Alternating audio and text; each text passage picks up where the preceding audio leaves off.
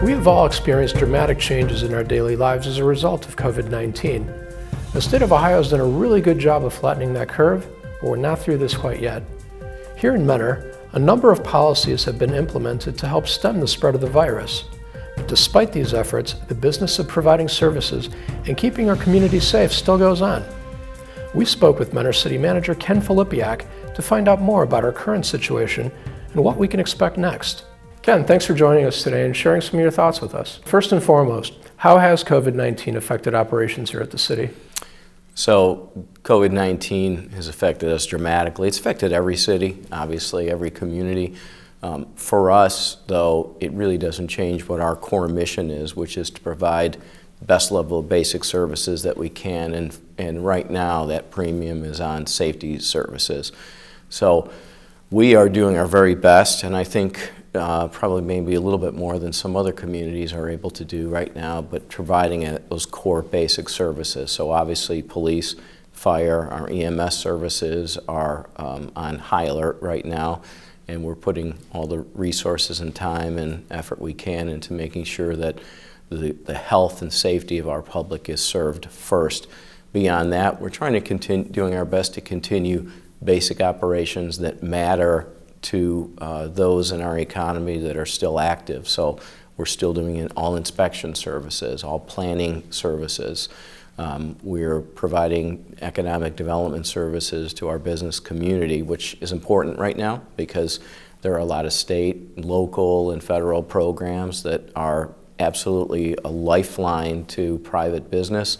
In a community that has almost 2,000 active businesses, it's important that we do what we can to stay in touch with them and work with them in any way we can. So we're doing an awful lot in coordination with every other level of government right now. Our state authorities obviously are doing a fantastic job, but we're working with other cities, the county, our health district, our emergency management agency. We're in constant contact. And that's really all about preparation for what is happening now and meeting the needs that are for the crisis we're in now, but also preparing for the worst case scenarios. So how does somebody find out more about resources which may be available for their business? Sure, so they should contact our economic development office here at the city. As I said, there are obviously the most popular program right now, and you can access this probably best through your local bank, but the Paycheck Protection Program has been widely utilized already in our community. There are a number of programs available through the Small Business Administration that would be administered through the city of Mentor right now to provide loan opportunities, loan deferrals. If you already have an SBA loan out there, the City of Mentor also has a small business loan program. We're providing relief to some of those who are already active in those programs, and we're still taking applications for those who might be in need right now. So they should contact our Economic Development Office for more details. Well, it's no secret that retail and restaurants play a major role in our economy. What's been some of the feedback that you received? So it's tough right now. Obviously, our city is one of the largest retail centers in the state, and I would say that better than 50% of that market is probably closed down right now. A lot of the vital services that people need are still open. Some businesses are actually doing very well as a result of that. Online services obviously are picking up, and that hurts our local economy, but restaurants, we're encouraging everyone to do whatever they can to support the local restaurant community. We have 170 or so restaurants in our city, and they all need help right now. Some of them are closed, but those that are providing takeout service, we're doing everything we can to encourage people to, if you were home and you normally eat at home, try eating out a couple of days a week just to keep your favorite locale open in the hopes that we can get them to survive through this. And allow me to interject on that one. People can actually log on to cityofmentor.com and download a copy of the Mentor Visitor Guide, which has a complete listing of restaurants and retail establishments in our city. So manufacturing is also a huge part of our economy. And recently, a few of our manufacturers have come up with some innovative solutions. Can you share some of those with us? Sure. So I think probably what's been in the news the most lately is Steris. And Steris actually has a product that is in more than 100 locations in Ohio already. That they've been able to utilize a system that's in place to disinfect personal protective face masks, the N95s that are in such great demand right now. They worked very closely with 3M to establish the system, and I spoke to their CEO just last week after the announcement, and with what's already in place, they could be disinfecting over 700,000 masks a day using these units that are already here. We have them in place here in Lake County as well. So that's exciting news. There are a number of manufacturers that are working through the governor's office on through a program where he has assembled different manufacturers to produce things like face masks, face shields.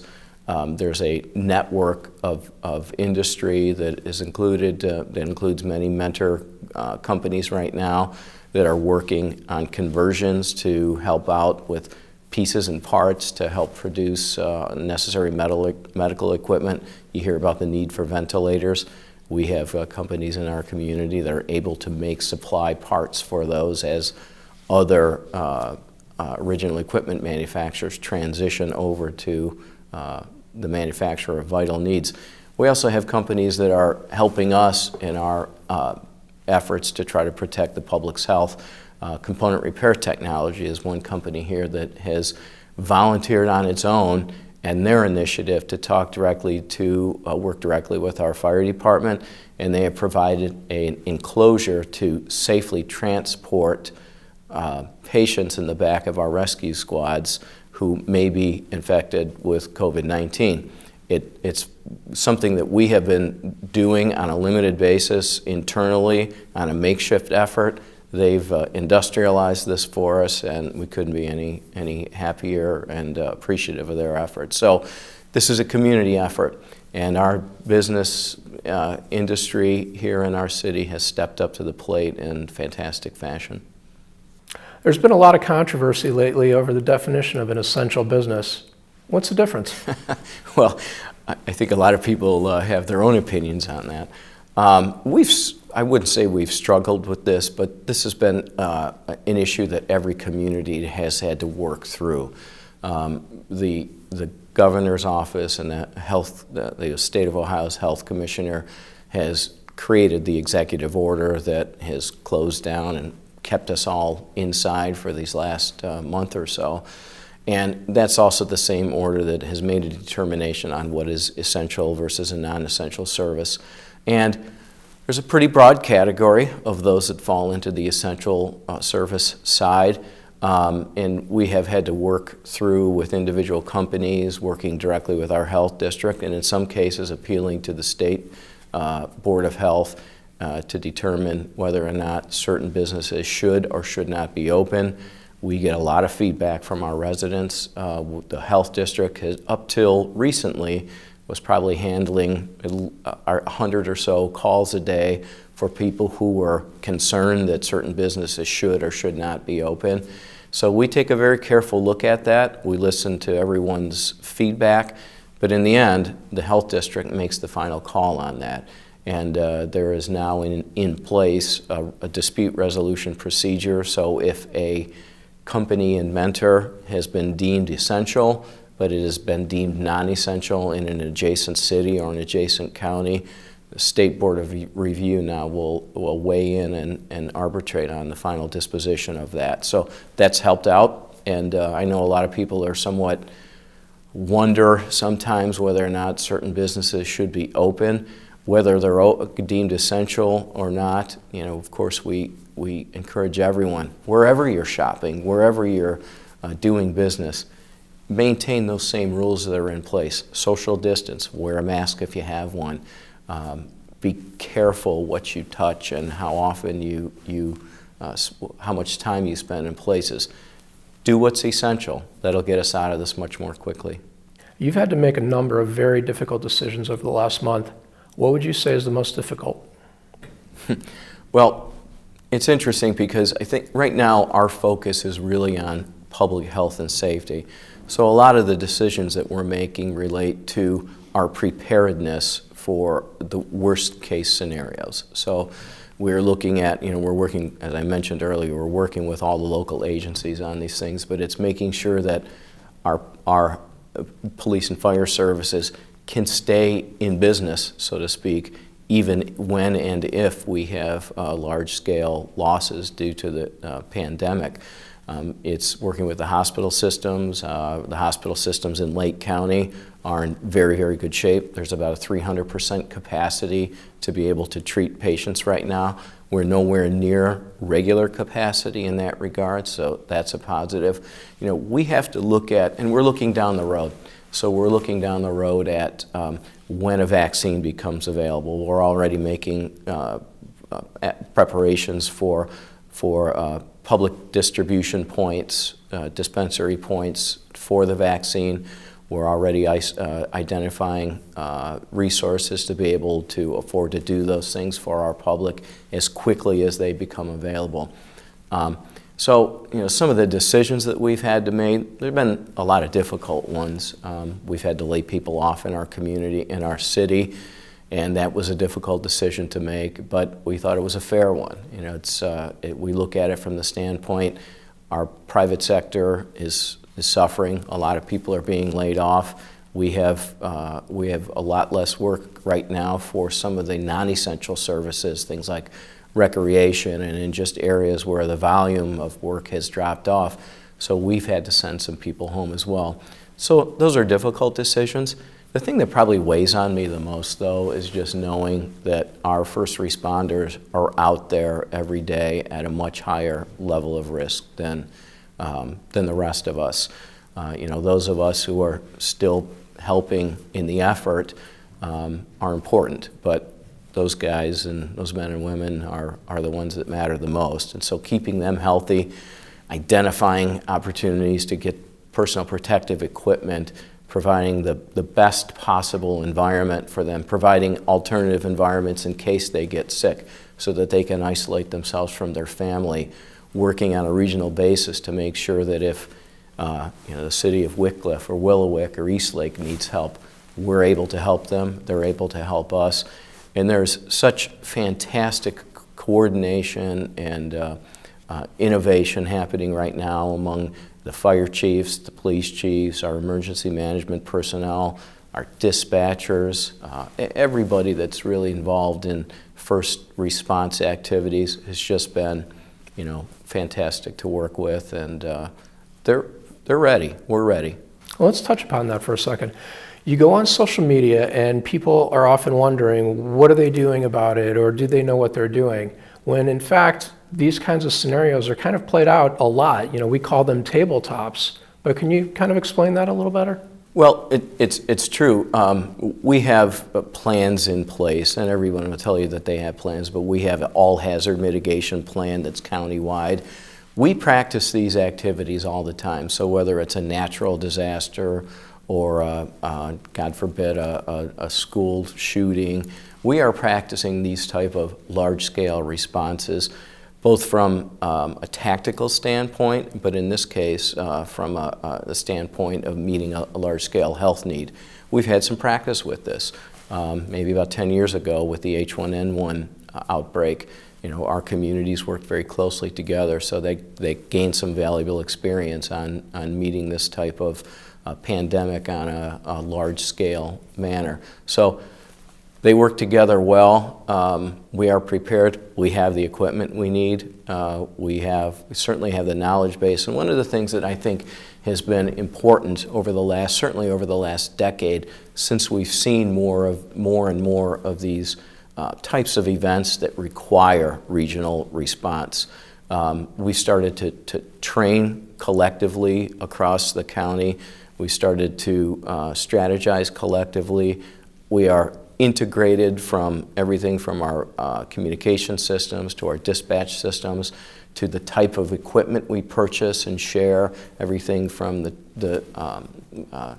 SCBA equipment to the type of personal protective equipment that is worn by virtually every firefighter, EMT, and many police officers across this county. So we're an interchangeable group in many respects, and so I think when you think about whether or not Mentor is ready, or Willoughby's ready, or Paynesville's ready, the answer is we're ready together, and we're going to help each other, and we'll meet what's needed. Now, some of the things that Mentor are great at are our recreational activities and our amenities. Parks and trails are open, playgrounds aren't. Why? So again, we're trying our best to keep the public's health first and foremost. We're following the guidance of the state health district and our own local health district. So when you look at parks, we're happy, frankly, that our parks are as active as they are. There's a lot more people walking and jogging and participating in whatever, in the limited means that they can right now, which is fantastic. But we've shut down our playground equipment because we simply can't avoid, it's high touch, high contact environments like that.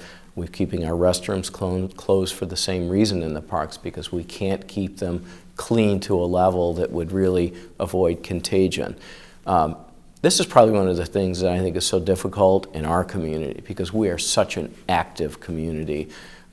We have so many quality of life amenities that we offer people, and it's disappointing when we have to close our tennis courts and our pickleball courts and our playgrounds, and temporarily for now our marina, and so many other activities that are unique to our city.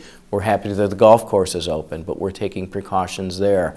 No carts, and no touch. We're creating a no-touch environment at our golf course. So we're worried, obviously, about some of the things that Mentor has gotten a fantastic reputation for, and recently, such as our summer concert series. I wish I could tell you that we're going to be up and running. We're planning on it, but whether or not we'll be able to gather in large groups like that will really be governed by the health and safety. There'll be some guidance at the state level and at the local level. And we're prepared, and we desire to try to provide a really fun summer schedule for our residents and our guests to the city. And we'll do everything we can to make that happen, but we won't put the public at risk. It's obvious that the business of running a city goes on. Is there anything else you'd like to share with our residents? So I think one of the things that has been heartwarming is the patience and understanding that all of our residents have shown. They get it. I mean, our residents get it. This is an issue that affects all of us directly. No one wants a parent or a child or a good friend impacted by this. We're certainly, this is a caring community. So this is short term. We're going to do everything we can to make sure that once we get out of this, and we will get out of this, that we come through this with flying colors. Our businesses are going to get the city's full support. We know that Mentor residents are going to be supporting them. We know that we're going to be ready to go and have things for our kids to do and for families to do, because that's what we're all about here. And Mentor's a big family. We've seen ton of outpouring for people. We're providing 100 meals a day to our residents at the senior center on a pickup service. We get people calling us to volunteer to help with that effort. We're getting people donating food. Yesterday, one of our local businesses donated food to our dispatchers because it's National Dispatcher Week this week. And so this is what we are accustomed to seeing in our community. We appreciate it. Our city council is appreciative of all the outpouring that they're seeing. We wish we could be in more direct contact with our people. We're doing public meetings now via WebEx and other mediums. It's working out well, but we all miss that connection, as everyone here does. We miss being able to spend time with our neighbors and our friends. But those days are coming. Ken, thanks again for taking time out of your busy schedule to share some of your thoughts with us. It's my pleasure.